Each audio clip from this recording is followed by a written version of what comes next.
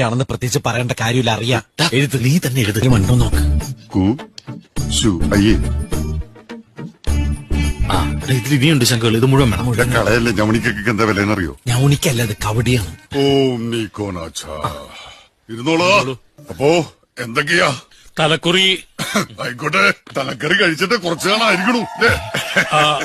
തലക്കുറി വായിച്ചിട്ട് കുറച്ചാളായി. അതാണ്, ഇതാണ് കുട്ടിയുടെ തലക്കുറി. ഓഹോ.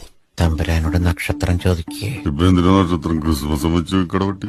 അതല്ല, തമ്പുരാന്റെ നക്ഷത്രം മൂലമല്ലെന്ന് ചോദിക്കേ. തമ്പുരാന്റെ നക്ഷത്രം മൂലം അല്ലേ? അതെ. മുഖത്ത് എഴുതി വെച്ചിരിക്കണു, മുഖം മൂലത്തിന്റെ കണ്ണാടി.